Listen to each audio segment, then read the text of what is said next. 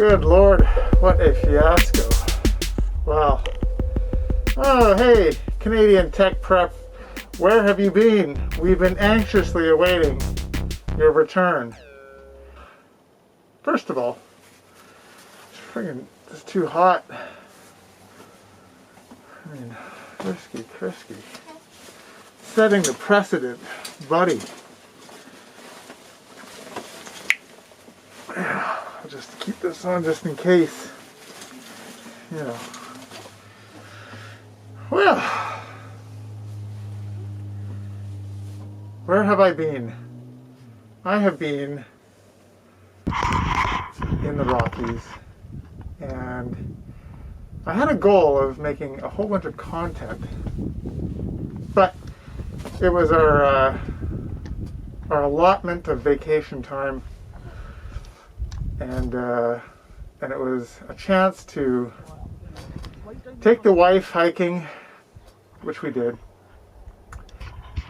Yeah, one of the things about getting out in the outdoors is really to check the status of your gear, but more importantly is to check the status of the people who you potentially will need to protect or take care of or coexist with in some sort of emergency situation.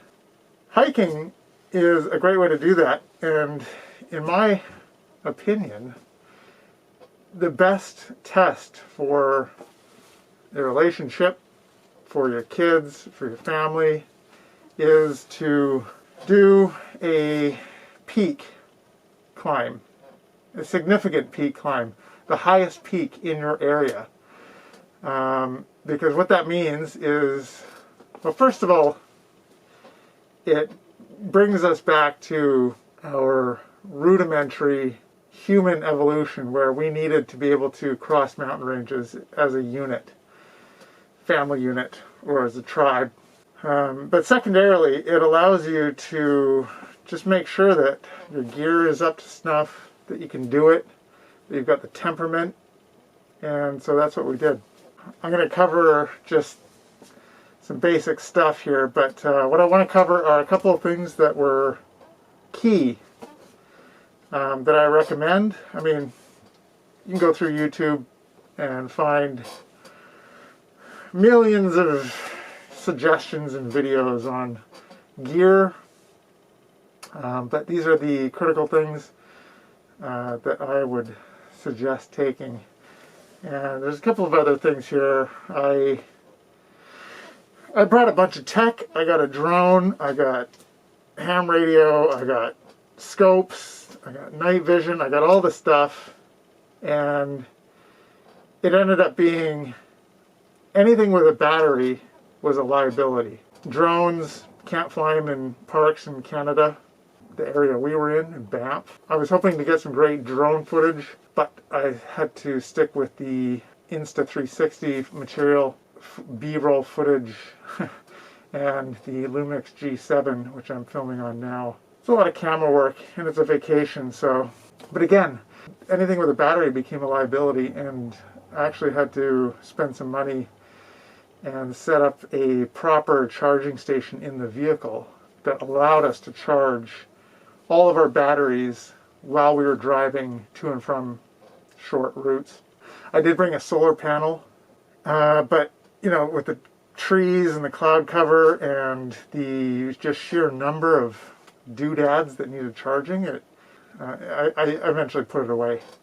So either you have a large, 10-watt solar film system, or some other sort of battery charging, because if you're going to rely on batteries, then it's a no-go.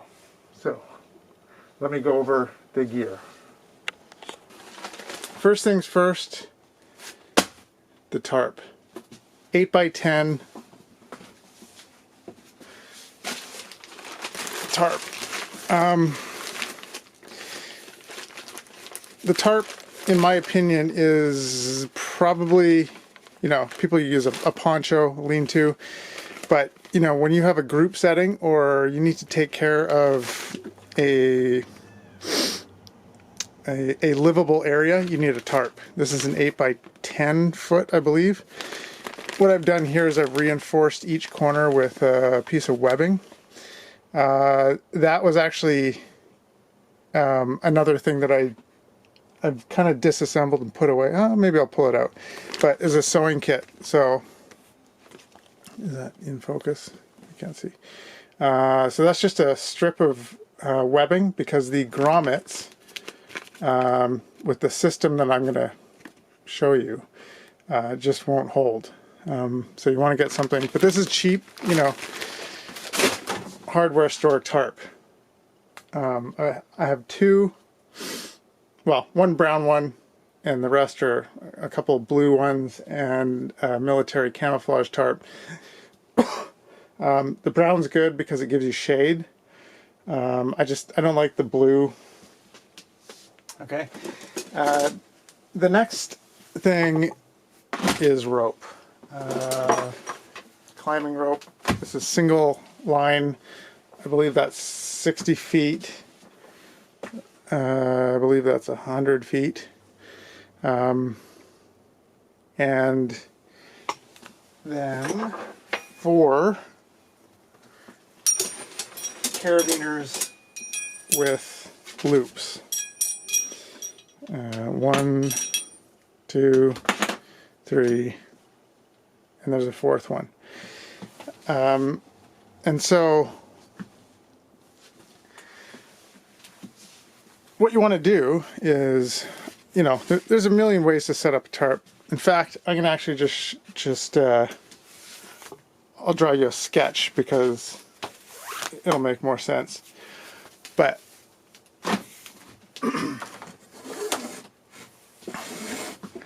okay,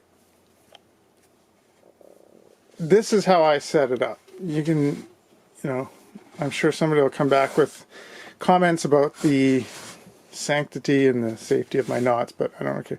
So one knot to rule them all is the figure 8. It's easily undone. It's easy to inspect. You can tie it on the end of a line, in the middle of a line, anywhere you need, right? Figure 8, it's easy to tie. So I've got the free end running around a tree. I tie a figure 8 and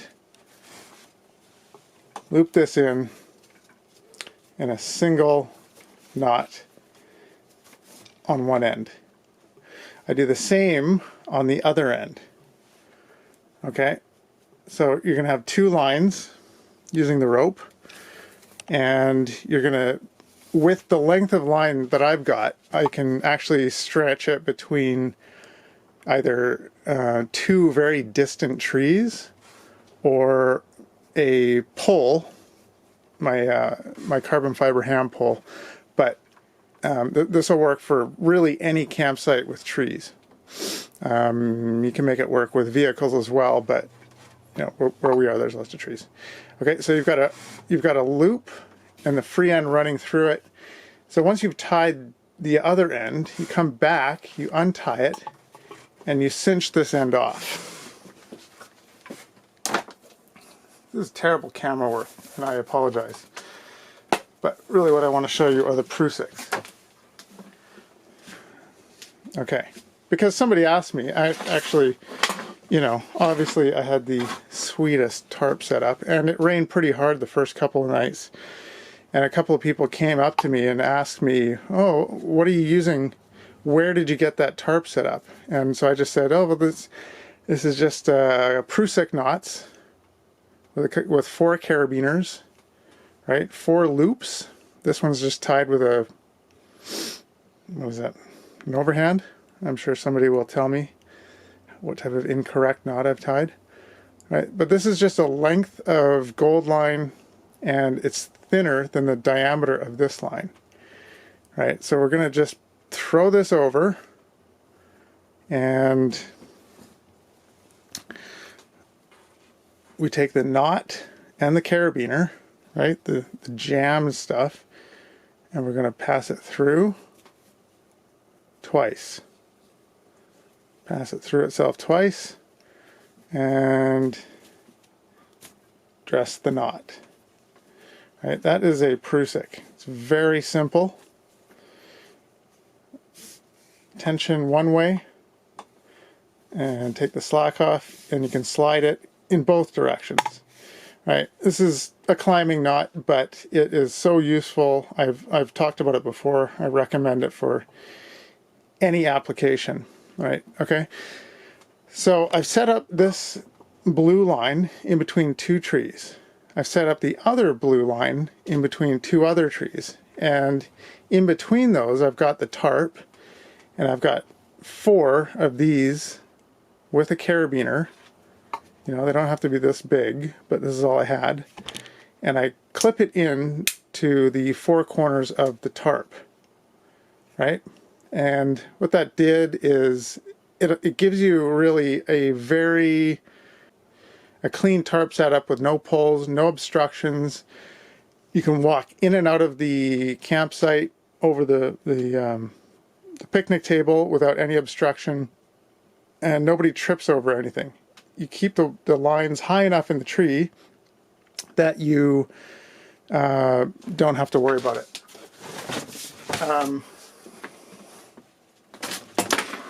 There's a couple ways to get that high. I have this spider beam pole. This is a 20-foot carbon fiber mast for my ham radio antenna. But what I did is I actually extended it partially, right, and clipped the, you know, once I had run the knot around the tree, or the bight around the tree, I then extended the pole and just pushed the loop as high as I could up the tree. Right, we're not building an Expedition 1846 canvas tent out here.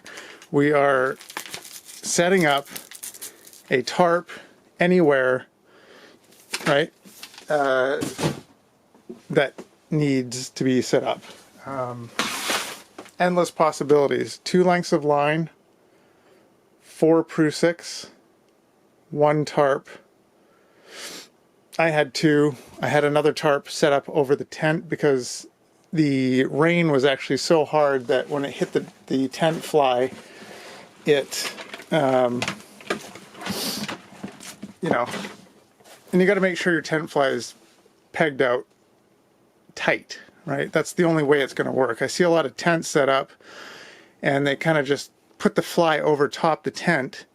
You got to use those pegs. You got to have at least 4 corners, right, where the vestibule in the front and the back by the door, and the 2 sides. You got to have them pegged out tight because that allows the rain to wick off. But the rain was so hard that even when it hit that, I was waking up with little pitter patters of rain the first couple of nights, and I thought, oh, I need an extra tarp over the tent.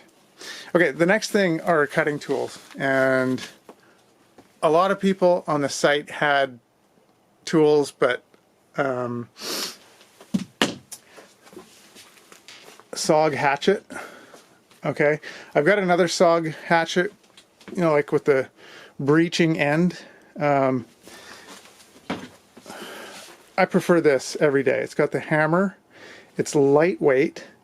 This thing split logs in combination with the saw that I'm going to show you. This thing split through everything. I did not need an axe, but it acts as the mighty inclined plane, and once it hits these bolts here at the head, it splits the wood. Right? I don't know how much this was, 30, 40 bucks, but SOG, small hatchet, do not get the one with the helmet piercer because you'll never use it for that unless you go to hand-to-hand combat. And if you do that, you've got bigger issues. Next is the kukri. Some people call it a prang. Kukri, prang. Great blade, great weight, great for cleaning off twigs and sticks off of the logs. It's great for everything. I mean, it's kind of go-to.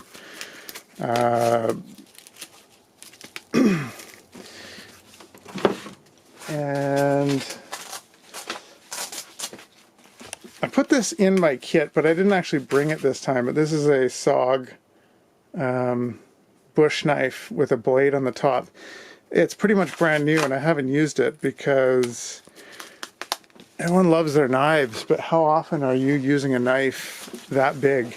I got a small Gerber on my belt.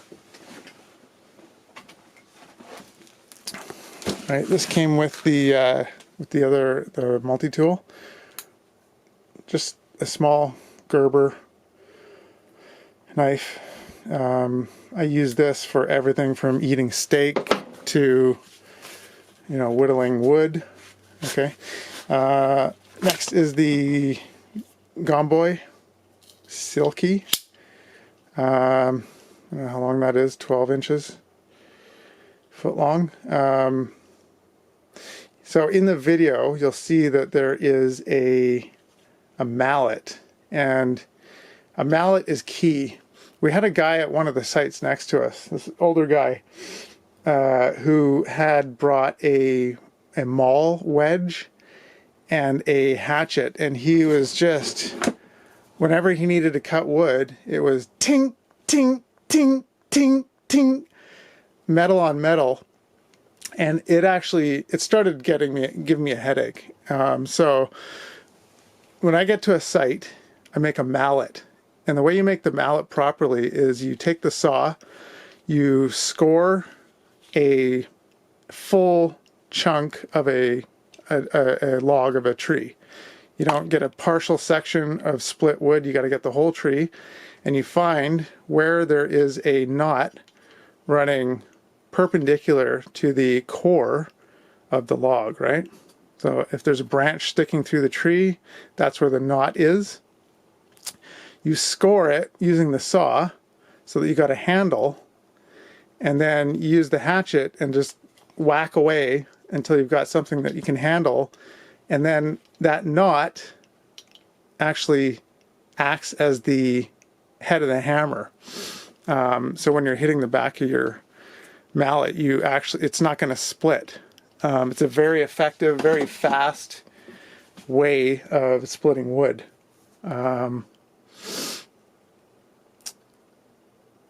Yeah. Okay. So we've got these two devices are key. You need a saw and you need a hatchet. Next in my bag of goodies, hopefully it's in here. Sharpening stone. Come on, focus. So this is just a diamond sharpener that I picked up. I prefer to have a stone.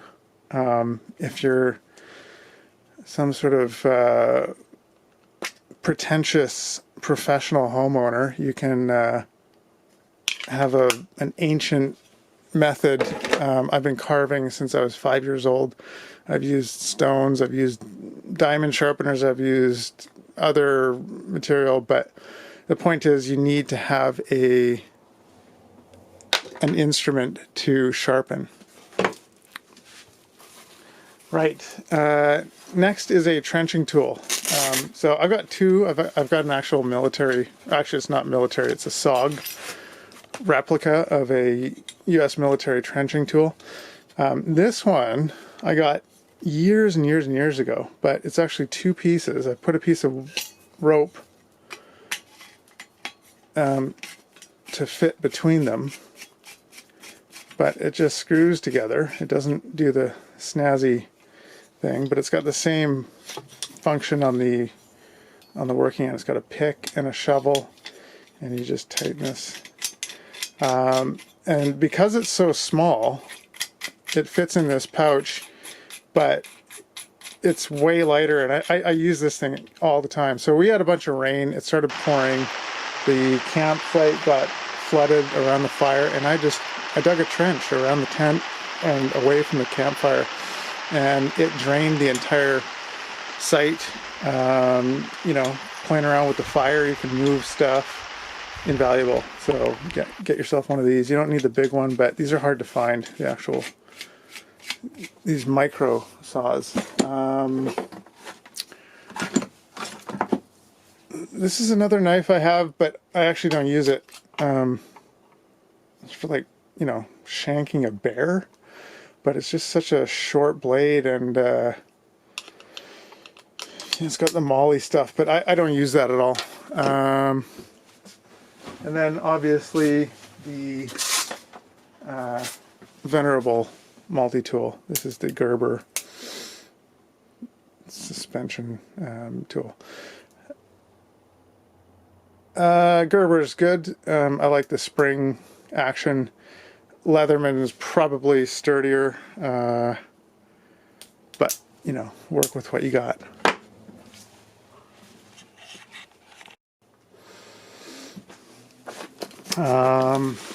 Next is maybe the most used tool on the trip. This is a collapsible blowing stick for fires. What is going on with the focus here? Hang on. Here's manual. Right, well, I don't know what's going on there. Okay, so this is probably the most used toy. And I wouldn't call it a toy. This is actually, I would say, if you don't have one of these, you need to get one, especially if you're in Canada. We have wet wood, lots of sap, and a lot of times it's really difficult to get the fire going or to keep it going. And this thing, I got this when I ordered a fire starting kit on Amazon because I wanted the char box, right? And it came with, in this little tube, it came with this blow kit. It also has a saw and a little shaver in here. But don't worry about the kit. It's this blower. It allows you to essentially turn your fire into a foundry. Like, you can get the coals so hot. It was pouring rain, and I had this thing blowing in the fire, and our fire was, it was so hot there was no smoke, right? That's key. I'm a judge of a fire by the amount of smoke it puts out. And we didn't have any smoke because it was burning so friggin' hot, and it was fun. You know, I just sat around the fire. My wife was reading a book, and I reverted back to caveman status. But with this thing, it was like 21st century caveman. I'm telling you, you have no idea, just as a dude, how fun it is to control fire with this thing. And I lost it. It actually fell in between the two slats in the table, the picnic table. I couldn't find it anywhere. We scoured the area. I thought I lost it when I was setting up my ham radio. And my wife was more adamant than I was that we find this thing. I'm like, ah, no, it's just a thing. You know, I'll order another one when I get home. And she's like, no, we are finding it. You got to find it. Because it kept her warm, right? The fire was just incredibly easier to maintain with this thing. So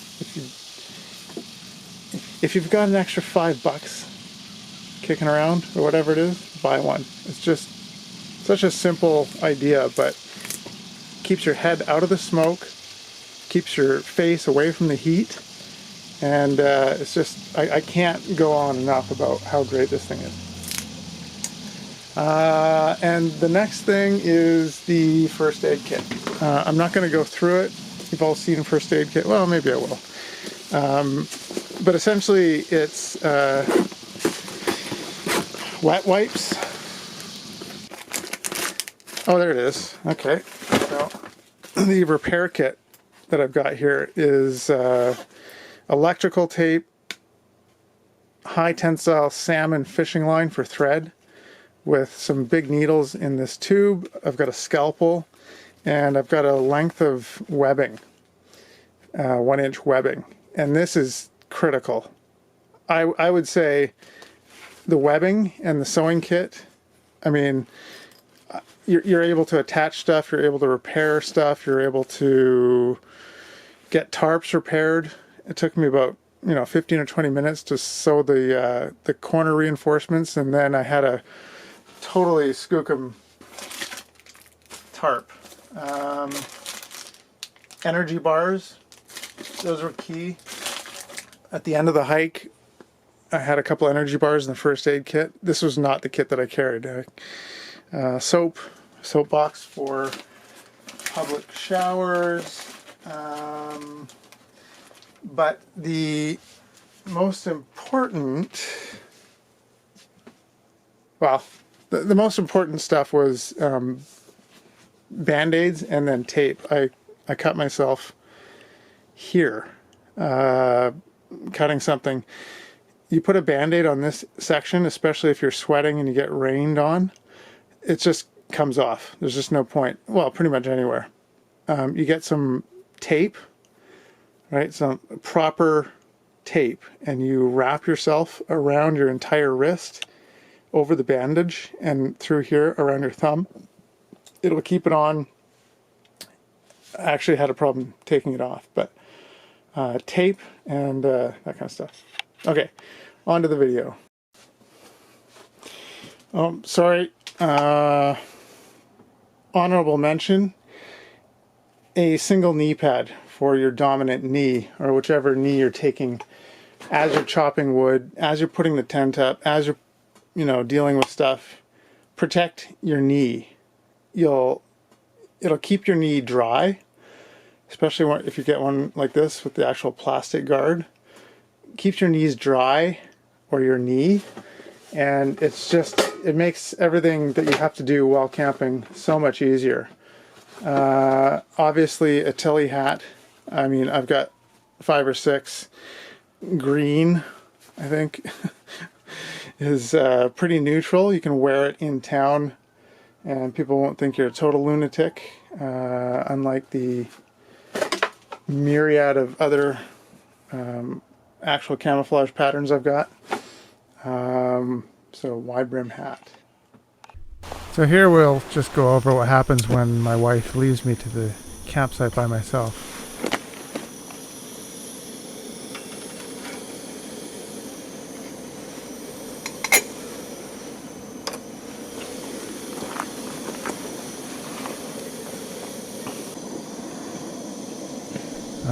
Here's just a quick shot of the Prusik holding up the tent or the tarp. One of the tarps. I had 2 tarps. So yeah, so here we're setting up the HF rig, the Zygu G90. I brought it along thinking that I would be making contacts and spending a lot of time on the radio, but it proved to be impractical. I had a lot of other stuff to do, and by the time I'd set up the antenna, it was actually just quite a bit of work. So actually what I have is an MPass, or a chameleon antenna. I'll be making a video on it next week. It's a military style whip antenna, which hopefully I can deploy. A lot of the reason why I haven't done any ham work from my condominium is that the antenna that I have to set up is on the roof, and it's got to be covert. But covert means that the coax, which I'm chucking here, needs to go through a window up over the roof. I need to gain access to the roof and set up a 120-foot dipole. So here I'm setting up a 9-to-1 balun. The balun goes up into the tree, and I'm using a collapsible recurve to get it up over the branch. as I mentioned before, I had the collapsible spider beam pole, which I could have used to put it up the tree or to actually set it up, but I wanted to play with the toys. And so in the spirit of shoot, move, and communicate, this will be the shoot section of the adventure, as we are not able to bring firearms into our national parks here in our lovely country of Canada. But recurves, no problem. It gave me peace of mind. I had bear bangers and bear spray, but having a projectile system is always preferential than to have nothing. Interesting note, they're very strict about bear awareness. Apparently a bear had attacked and killed a goat in the area, but they have such a strict bear management program that really the food situation where you had to put your food in your car, it was more for rodents. We had a mouse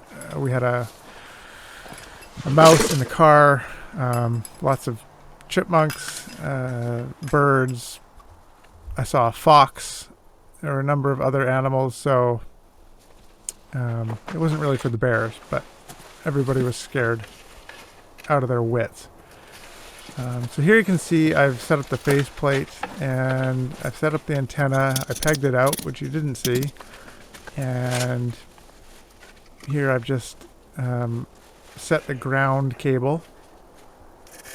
And I'm dialing to the 146 band. 20 meter. I was able to receive, and I wasn't able to be heard. So 20 watt radio in the middle of the mountains in Banff. And to be honest, at that point I had other things that I wanted to do, like canoeing and hiking and campcraft, that the ham radio was nice to have and good to know that it worked to actually pick up signal if there was an emergency. But it was not a very well used item throughout the trip.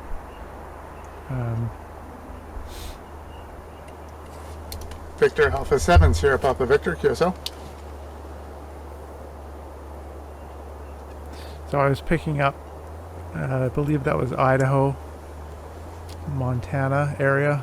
I was listening in, and it was a pileup on that particular station. And so I tried a number of times to check in, but either my signal was too weak or for whatever reason I wasn't heard. And so it's thus the nature of ham radio on HF.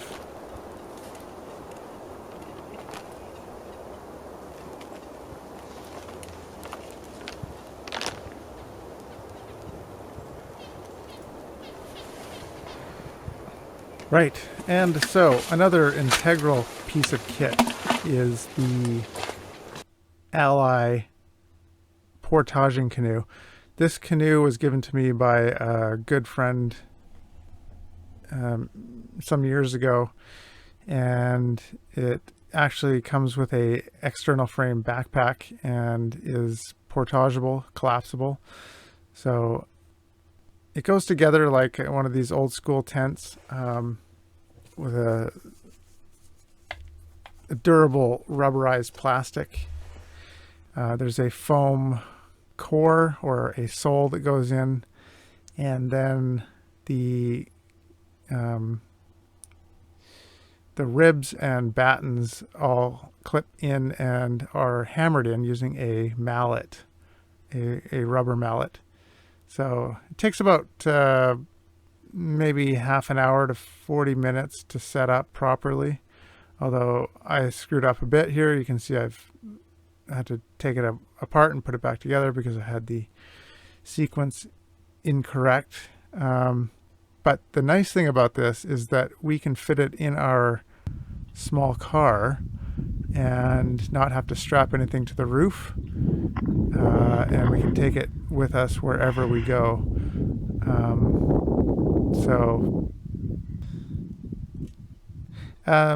So interestingly enough, in 1906 the Supreme Court of Canada adopted what's called the floating canoe threshold, which held that any water that was navigable and floatable by a canoe was within its scope. And so we as Canadians take canoeing as a point of great pride.